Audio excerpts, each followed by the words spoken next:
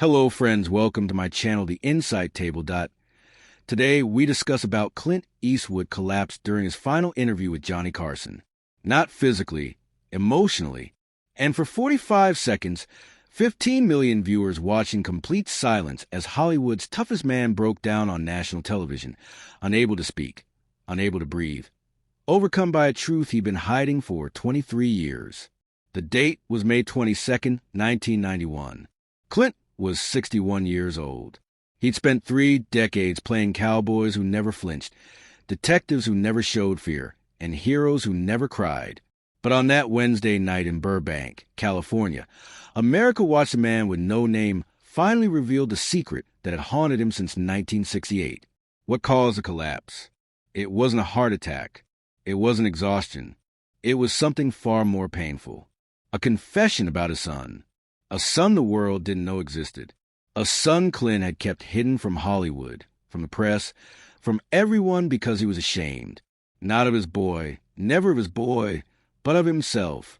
When Clint finally spoke again after those 45 seconds of silence, his voice cracked with decades of guilt.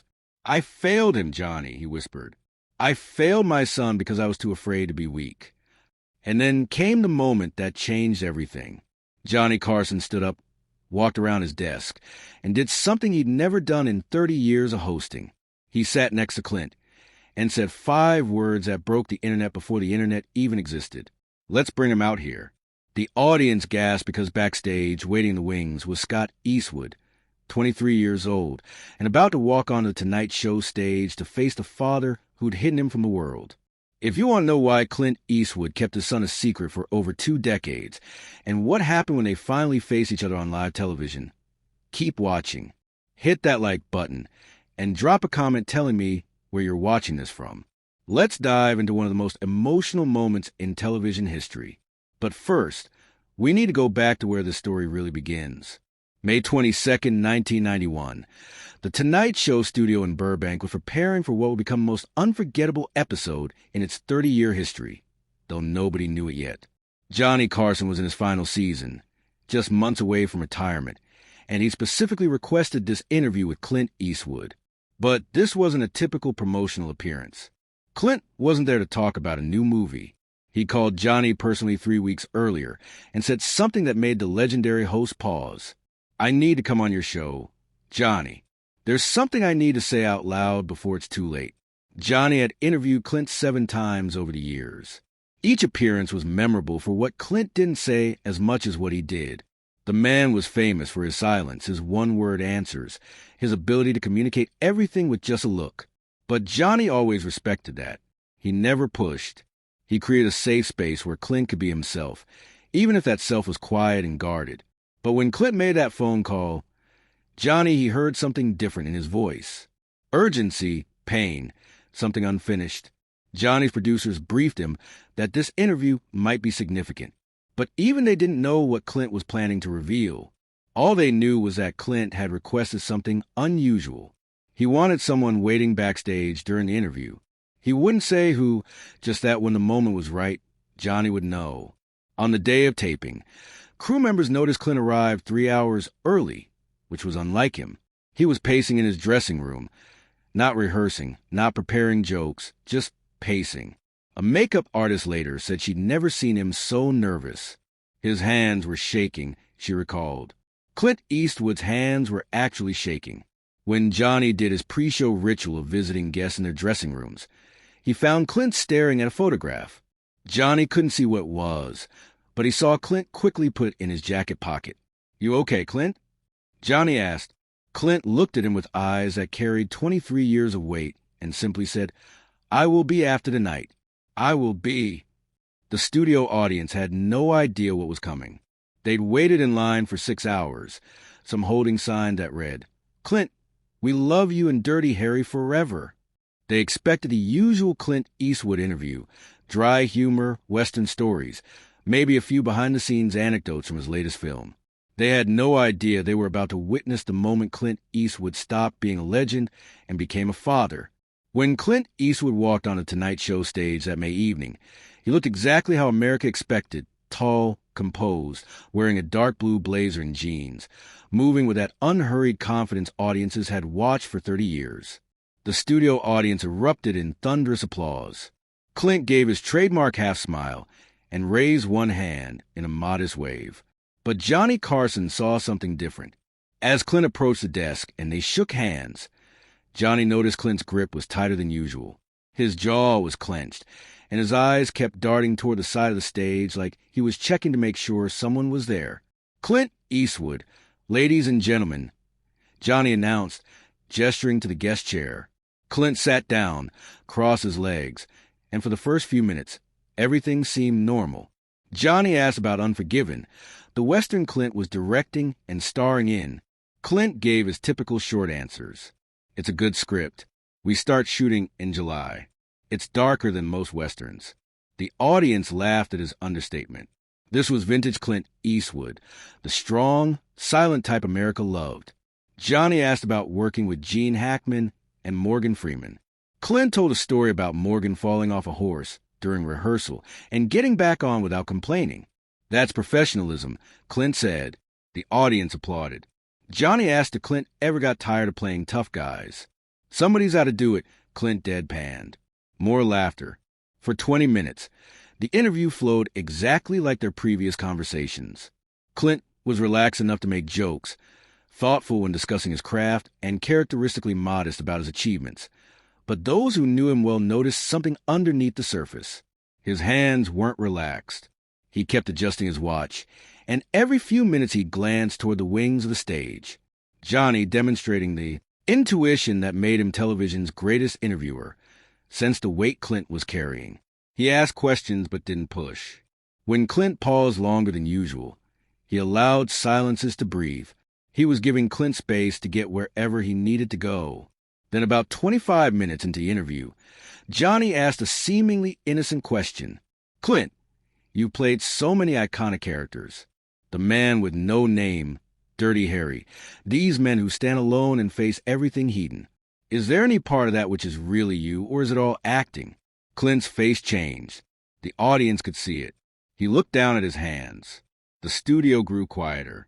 People sensed something shifting. And then Clint Eastwood did something he'd never done in 3 decades of public appearances. He looked directly at Johnny Carson and said, "Can I tell you something I've never told anyone publicly? It's about my son." The audience gasped because nobody knew Clint Eastwood had a son. Johnny Carson's professional composure stayed intact, but his eyes widened slightly. "Of course, Clint. Whatever you need to say." Clint took a deep breath. "In 1968, I had a son. His name is Scott. He's 23 years old now, and most of the world doesn't know he exists." The studio audience gasped audibly. Even Johnny looked genuinely surprised. "Why didn't anyone know?" Johnny asked gently. "Because I was protecting him," Clint said, his voice steady but strained. "His mother and I weren't married. The situation was complicated. I thought if I kept him out of the spotlight, he could have a normal life. That's what I told myself for 23 years. Clint paused, gripping the armrest. "But that's not the whole truth, Johnny. And I came here tonight to tell the whole truth." The silence in the studio was complete. 15 million viewers across America leaned closer to their screens. "When Scott was born," Clint continued, his voice cracking, "the doctors told me he had cerebral palsy. They said he might never walk without assistance, might never live independently, might struggle his whole life." His eyes glistened, and I was terrified. Johnny leaned forward. "Terrified of what?" "Of being weak." Clint's voice broke. "I built my career playing men who were never afraid, never vulnerable, never needed help, cowboys who faced down outlaws, cops who never backed down. And then I had a son who needed me to be strong in a completely different way. He needed me to be vulnerable, to ask for help, to admit I didn't have all the answers." Tears streamed down Clint's face. The audience sat in stunned silence. This was the man with no name crying on national television. And Johnny, I failed him. I kept him hidden because I was ashamed. Not of Scott. Never of Scott. I was ashamed of myself. Ashamed that I wasn't the tough guy everyone thought I was. And then it happened. Clint Eastwood collapsed. Not physically, but emotionally. His head dropped into his hands. His shoulders shook for 45 seconds. He couldn't speak, couldn't look up, could barely breathe. Nobody in the audience moved. Nobody coughed. Nobody whispered. They just watched Hollywood's symbol of strength fall apart. Johnny gave him space, letting him release 23 years of guilt. The cameraman kept filming, knowing people needed to see this, not because it was sensational, but because it was human. After 45 seconds, Clint lifted his head. His face was wet with tears. But last week, Johnny Scott graduated from UCLA with a film degree. The doctors were wrong. He proved everyone wrong, and I realized I wasted 23 years hiding the best thing that ever happened to me. Clint looked at the camera. I brought him here tonight. He's backstage, and I need to tell him I'm sorry in front of the world. I need to tell everyone that my son Scott is the bravest, strongest person I've ever known, and that I was a coward for hiding him. The audience was crying openly. Johnny had tears streaming down his face. Then Johnny did something that would make television history. He looked toward the wings and said, "Scott Eastwood, if you're back there, would you come out here? I think there's someone who wants to talk to you." For 3 seconds, nothing happened. The entire studio held its breath. And then, from the side of the stage, a young man appeared. Scott Eastwood was 23 years old, tall like his father, with the same strong jawline and piercing eyes. He walked confidently onto the Tonight Show stage, and the audience immediately rose to their feet. The applause wasn't performative. It was respectful, reverent. These people understood they were witnessing something sacred. Clint stood up as his son approached. For a moment, they just looked at each other, father and son. 23 years of distance between them. And then Clint Eastwood opened his arms and embraced his son. "I'm so sorry." Clint said clearly, his voice breaking. "I'm so sorry, Scott." Scott held his father tightly.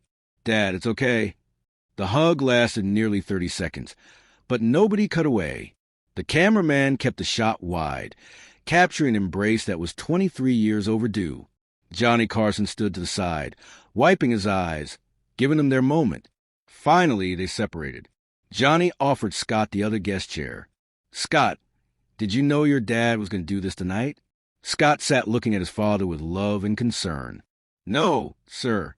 He just called last week and said, 'Come to the Tonight Show. I have something to tell you.'" This was definitely a surprise. The audience laughed, tension breaking slightly. Johnny smiled. "That's some surprise. How are you feeling?" Scott took a breath. "Mr. Carson, can I be honest? My dad just told 15 million people that he was ashamed and that he failed me. But that's not true. Not even close." Clint looked surprised. Scott turned to face his father. "Dad, you think you hid me from the world, but you didn't hide from me. You were at every doctor's appointment, every physical therapy session, every small victory. When I took 3 steps without my walker," Scott's voice grew stronger. "You taught me to ride horses, even when doctors said I couldn't. You put a camera in my hands when I was 12 and taught me how to frame a shot. You believed in me when everyone else was giving me sympathy." He looked at Johnny. "My dad thinks he kept me secret because he was ashamed. But the truth is I asked him to. I begged him not to tell Hollywood about me because I didn't want to be Clint Eastwood's disabled son. I wanted to be Scott. Just Scott. And Dad gave me that gift." Clint's face showed pure shock. "You asked me not to tell people." "Yes, Dad. When I was 16, I told you I wanted to make it on my own. That if people knew I was your son, they'd either pity me or give me opportunities one didn't earn." Scott took his father's hand. "You weren't protecting yourself, Dad. You were protecting me like you always did." Johnny looked genuinely moved. "Clint, it sounds like the story you've been telling yourself for 23 years isn't the story your son experienced." Clint couldn't speak. He just held his son's hand and nodded. Scott turned to face the audience and the camera. "Can I say something to everyone watching?" Johnny nodded. "Please. I've watched my dad play heroes my whole life." Scott began. Strong, silent cowboys, tough detectives, men who never cried, never showed fear, never asked for help. And I love those characters. Everyone does. But they're not real. He looked at his father. "Tonight, my dad showed you something real. He showed you what actual courage looks like. It's not about never being afraid. It's about being terrified and doing the right thing anyway. It's about admitting you were wrong. It's about saying I'm sorry when you need to, even if 15 million people are watching.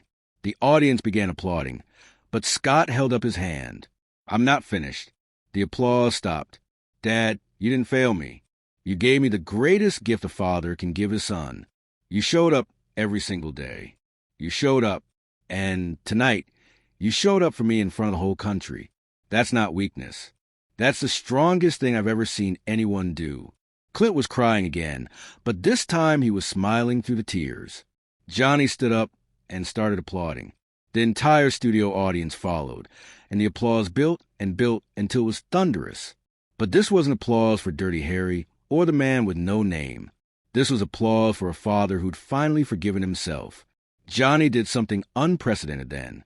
He stepped between father and son and put his arms around both of them. A three-way embrace on national television. 3 men, all crying, all human, all connected by a moment of pure honesty. As the applause continued for nearly 2 minutes, Johnny leaned in and whispered something to Clint that the microphones barely picked up. But lip readers later confirmed what he said. You just changed a lot of lives tonight, Clint, including your own. The response to Clint Eastwood's interview was unprecedented. NBC's switchboard received over 50,000 calls within 1 hour. Letters poured in by the thousands. Parents sharing their own stories of shame and fear about their children. The National Alliance on Mental Illness called it the most important moment in television history for reducing stigma around disabilities. Johnny Carson later said it was the interview that meant the most to him in 30 years of hosting. Clint didn't just bare his soul. Johnny reflected months later during his retirement special. He gave permission to millions of fathers to do the same. He showed America that vulnerability isn't the opposite of strength. It's the purest form of it. Scott Eastwood went on to become a successful filmmaker and disability rights advocate. He and his father collaborated on 3 films together, each one exploring themes of redemption, fatherhood, and second chances. In interviews, Scott always says the same thing. My relationship with my dad didn't start that night on The Tonight Show, but that's when the world got to see what I'd known my whole life. That he's not just a tough guy, he's a good man. Today, film schools show clips from that interview alongside Clint's greatest movie performances. Parent support groups reference the Clint Eastwood moment when talking about accepting children's differences. And disability advocates point to that night as a cultural turning point when America began to understand that strength has nothing to do with hiding your struggles and everything to do with facing them honestly. Clint Eastwood spent 30 years playing men who never broke down. But when he finally did, he taught the world that breaking down isn't the end of strength. Sometimes it's the beginning. If this story moved you, hit that subscribe button for more true stories about the moments when legends showed us their humanity. Share this video with someone who needs to hear that being vulnerable is the bravest thing you can do. And leave a comment telling me where you're watching this from. Remember, your children don't need you to be perfect. They need you to be present. Don't hide your truth.